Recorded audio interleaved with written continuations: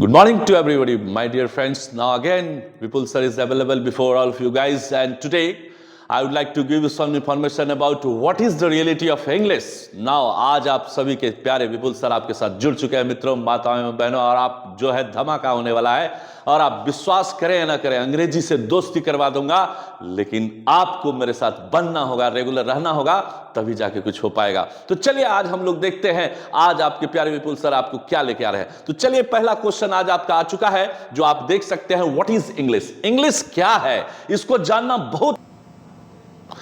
तो आप लोगों को मैं बता रहा था कि अंग्रेजी क्या है, व्हाट इज इंग्लिश, इंग्लिश का क्या महत्व होता है मित्रों। आप विश्वास करो या ना करो, बिना अंग्रेजी के आपका जीवन अधूरा हो जाएगा, और अगर आप अंग्रेजी सीख लेंगे तो जिंदगी में कुछ निखार आ जाएगा मित्रों। तो चलिए हम लोग देखते हैं अंग्रेजी का महत्व। अंग्रेजी से आपको दोस्ती कराता हूं, सभी को प्यार करवा दूंगा दोस्तों। मित्रों आप हमसे बन के देखो, जिंदगी कुछ जम के रंगीन हो जाएगी, और उसके बाद नजर आ जाए आपके प्यारे विपुल साहब के साथ जुड़े हो। चलिए तो आते हूं मैं, और एक क्वेश्चन आपको मैंने दिया है, व्हाट इज इंग्लिश, अंग्रेजी क्या है। तो आपको मैं बताऊंगा इंग्लिश का सबसे पहले परिभाषा। तो परिभाषा में अगर मैं देखता हूं तो सबसे पहले जो है आप देख लीजिए कि इंग्लिश की जानकारी अगर दें तो सबसे पहला क्वेश्चन आपको दिख रहा है, तो आप जान लीजिए, इसको आपको सबसे पहले देखना होगा कि इंग्लिश इज, है ना, एन इंटरनेशनल, कैसा, इंटरनेशनल लैंग्वेज है, जहां तक सभी को मालूम होना चाहिए। तो इंग्लिश क्या है, ये एक इंटरनेशनल लैंग्वेज है ना। तो इंटरनेशनल लैंग्वेज क्यों है कि दुनिया के हर एक क्षेत्र में मित्रों, दुनिया के हर एक क्षेत्र में जहां जाइएगा हमें पाइएगा। जी हमसे रूठ के कहां जाइएगा, अंग्रेजी है मित्रों, देख लो फिर मजा आ जाएगा। ये देखो इंटरनेशनल लैंग्वेज है। अब इंटरनेशनल क्यों है, क्योंकि आप ये अभी तो मैं जस्ट कहा कि जहां जाओगे हमें पाओगे, हमें छोड़कर कहां जाओगे। तो आप देख लो इंटरनेशनल इसलिए है, दुनिया के हर एक क्षेत्र में, दुनिया के हर एक क्षेत्र में अंग्रेजी ही है। बिना अंग्रेजी के आपका जीवन अधूरा होगा। एक बार प्यार कर लो अंग्रेजी से, देखो जिंदगी बदल जाएगी। तो आप देख सकते हैं कि English is an international language. An क्यों लगा है, क्योंकि यहां वॉवेल आपको दिख रहा है। तो आप देख सकते हैं English is an international language, या कह सकते हैं और करके कि this is also a modern language, this is also a modern language. Okay, तो मॉडर्न क्यों है, क्योंकि आधुनिक भाषा है, बिना भाषा के हम लोग जो है इस भाषा के अधूरा अपने आप को महसूस करेंगे। अगला और भी इससे बन सकता है, तो ये पहला आंसर होता है व्हाट इज इंग्लिश। तो English is an international language, always be keep in your mind. Okay, next is English is a modern language, also as well as global language. This is also a global language, ये एक global language भी है ना। यानी question एक answer अनेक, आप देख सकते हैं, एक दो और तीसरा आंसर यहां है। चौथा आंसर क्या हो सकता है, चौथा आंसर हो सकता है मित्रों वर्ल्ड वाइड लैंग्वेज है। क्या है, वर्ल्ड वाइड लैंग्वेज है, यानी विश्वव्यापी भाषा है। यानी क्वेश्चन एक है, आंसर देखिए, एक दो तीन चार, चार आंसर आपको हमने दिया। यानी आप देख सकते हैं इंग्लिश क्या है, तो English is an international language, एकदम की दिमाग में रखना है। इंग्लिश क्या है, इंग्लिश एक मॉडर्न लैंग्वेज है, ये भी आप दिमाग में रखिए। नेक्स्ट क्या होता है कि इंग्लिश एक ग्लोबल लैंग्वेज है, ये भी आपको दिमाग में हमेशा सेट करना है। तो चलिए चौथा इसका आंसर होता है English is a world wide language, यानी जहां जाओगे हमें पाओगे, अजी हमसे रूठ के कहां जाओगे। बिना अंग्रेजी के आपका जीवन अधूरा हो जाएगा। एक बार दोस्ती कर लो, लव यू कर दूंगा यार मित्रों। तो चलिए अगला हम लोग देखते हैं कि अगला क्वेश्चन क्या बनता है। तो आपको ध्यान में रखना है कि अगला क्वेश्चन होता है कि who is the father of English. उससे पहले मैं बता दूं कि व्हाट इज लेटर आ रहा है, लेकिन लेटर के विषय में जानने से पहले आप जानिए फादर ऑफ इंग्लिश क्या है। तो फादर ऑफ इंग्लिश कहा जाता है मित्रों जॉफ्री चौसर। जॉफ्री चौसर क्या है, जॉफ्री चौसर, याद रखना है कौन है, Geoffrey Chaucer is the father of English, है ना। बहुत लोगों को यह पता नहीं है, लोग कहते हैं विलियम शेक्सपियर, नहीं, William Shakespeare is the father of drama, ये ड्रामाटिस्ट है विलियम शेक्सपियर। लेकिन फादर ऑफ इंग्लिश कौन है, तो फादर ऑफ इंग्लिश जो है आपको याद रखना है मित्रों कि फादर ऑफ इंग्लिश है Geoffrey Chaucer is the father of English. तो याद रखना है Geoffrey Chaucer is the father of English. Next question आपका बनता है, और वो क्वेश्चन होता है कि व्हाट इज लेटर। आ चुका है अगला क्वेश्चन, बिंदास होकर पढ़िए, मजा आ जाएगा। तो व्हाट इज लेटर, यानी लेटर मींस होता है बेटा वर्ण।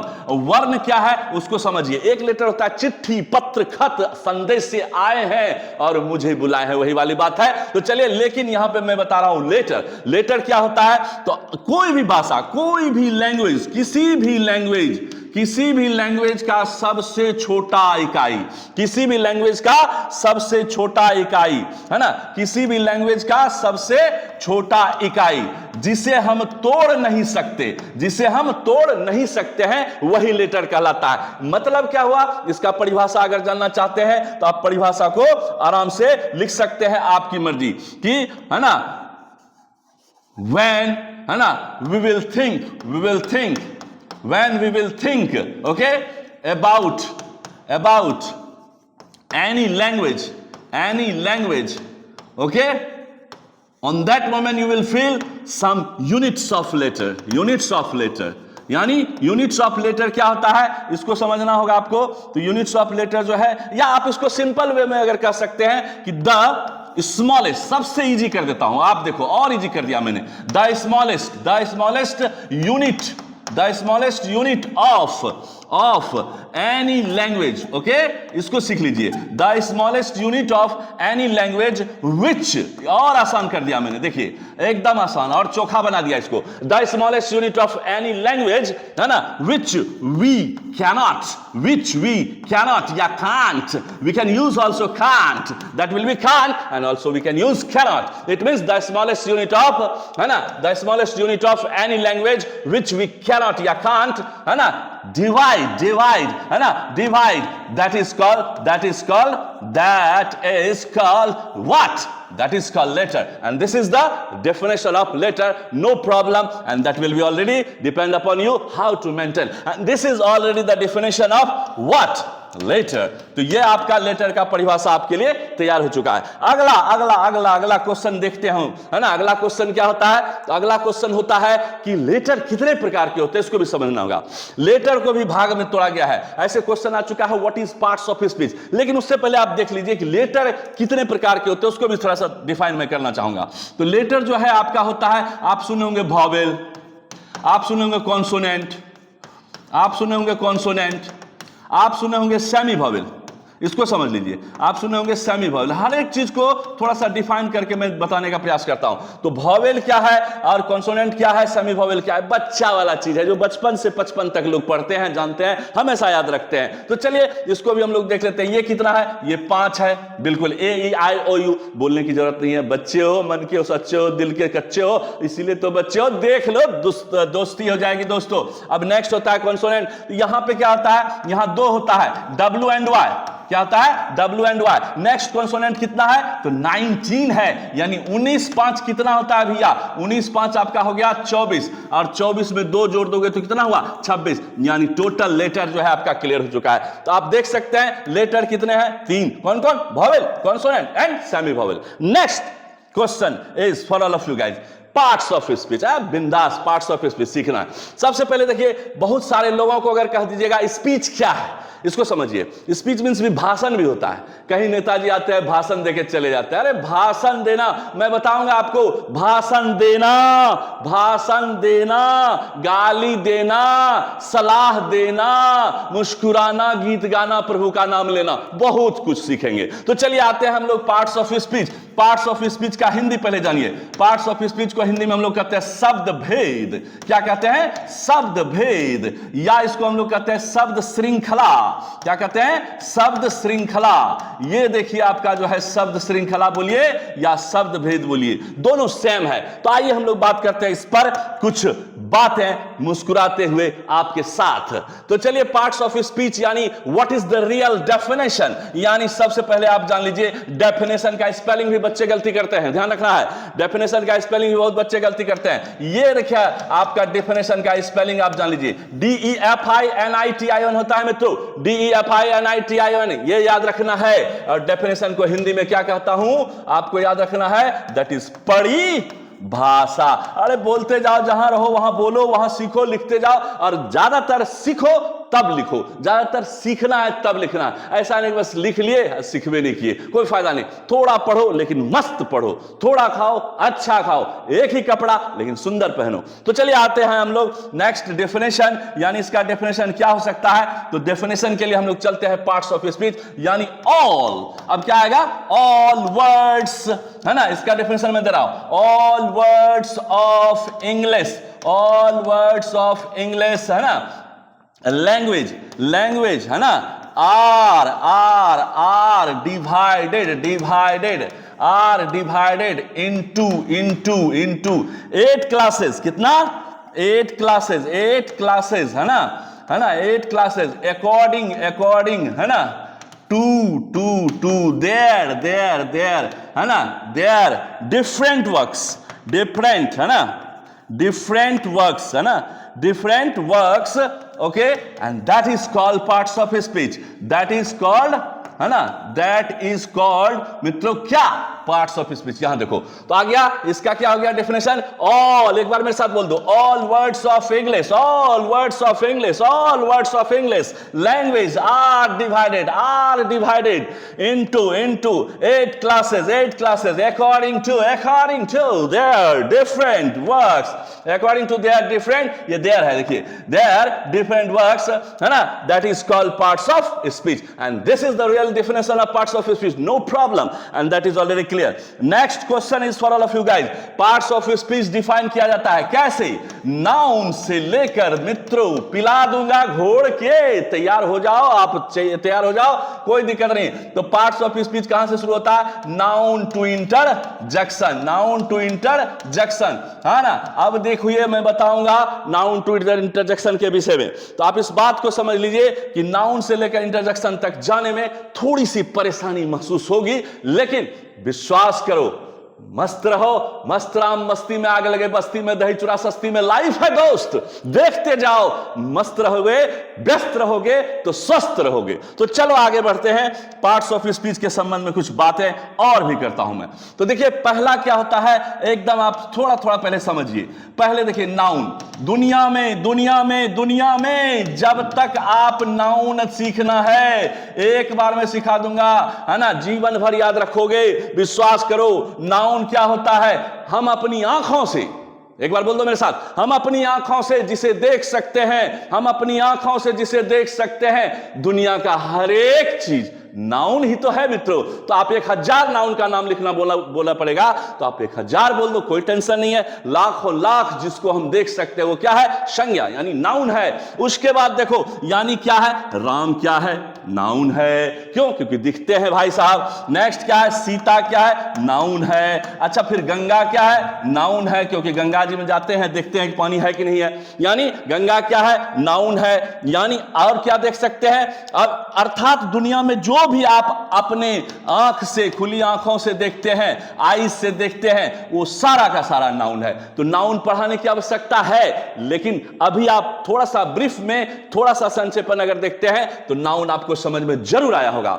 मानो एक बोतल है, उसमें जितना भी, बोतल में पानी है वो भी नाउन है, बोतल भी नाउन है, यानी दुनिया में जितना भी चीज है वो नाउन है। नेक्स्ट एक मिनट, अगर हम कहेंगे कि अगर जो दिखता नहीं है, जैसे एयर दिखता है क्या, नहीं, हवा आया गया, अरे भैया ये अनुभव होने का चीज है। ये ऐसा नहीं कि लाल हवा आया, हरा जा चुका है, पिलाने वाला नहीं। ये क्या होता है, वी कैन फील, यानी हम लोग क्या करते हैं, जिसे अनुभव करते हैं, वह भी क्या है, वह भी संज्ञा है। अच्छा एक बात बताओ, मैजिक दिखता है क्या, नहीं, मैजिक अगर दिखेगा तो जादूगर पकड़ा जाएगा। जादू अगर दिखेगा है ना, जादू, देखिए जादू, जानकारी से दूर, जो जानकारी से दूर होता है उसी को क्या कहते हैं, जादू।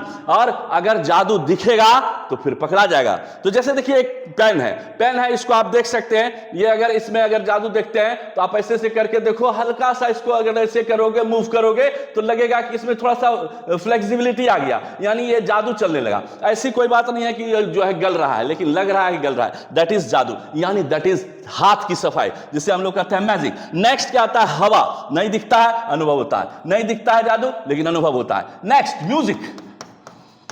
म्यूजिक दिखता है क्या, नहीं, म्यूजिक भी दिखता नहीं है, लेकिन उसे भी अनुभव करते हैं। वाह क्या बात है, पहले के जमाने में गीत संगीत में अर्थ हुआ करता था, क्या होता था, अर्थ। अभी तो भैया अनर्थ होता है कि नहीं, जो भी गा लेता है वह म्यूजिक बन जाता है। लेकिन विश्वास करो, music is also the part of life, this is also heart of life. So this all are noun. तो आप देख सकते हैं नाउन आपका क्लियर हो चुका है। इसको मैं परिभाषित कर देता हूं, यानी डेफिनेशन इसका मैं आपको देने का कोशिश करता हूं। चलिए तो अब आप आ जाते हैं नाउन के पीछे दिमाग लगाते हैं। तो नाउन क्या है, तो आप आराम से कह सकते हैं ए नाउन, है ना, लिखना चाहते हैं लिख सकते हैं। ए noun is the name of, है ना, पर्सन, प्लेस, है ना, प्लेस, एनिमल एंड थिंग्स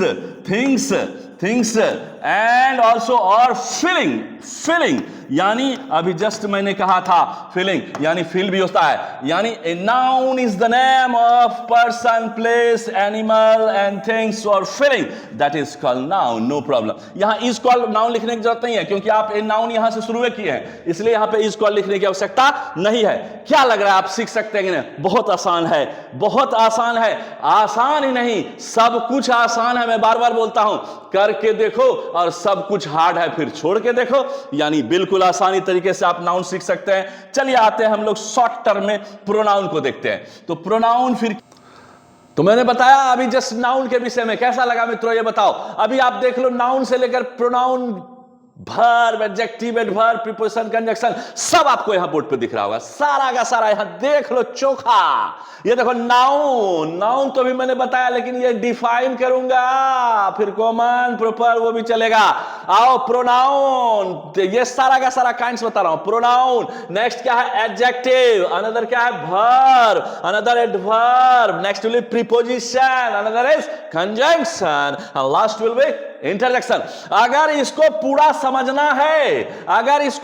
समझना है, अच्छे से सीखना है, तो बनना होगा आपको विपुल सर के साथ, तभी मैं सिखा पाऊंगा। ये 8 काइंड्स को एकदम बेहतरीन ढंग से सिखाऊंगा, वादा करता हूं। कहा जाता है मिलने की तू कोशिश करना, वादा कभी नहीं करना। वादा तो टूट जाता है, लेकिन आप अगर मिल लोगे तो फिर वादा जुड़ जाएगा। और आप देख सकते हो पूरा का पूरा 8 में बताऊंगा, बहुत डिटेल करके। मिलता हूं आप लोग सबों को अगले सेशन में, अगले वीडियो में धमाके के साथ। एक बार फिर से सबको राम राम, नमस्कार और जय हिंद।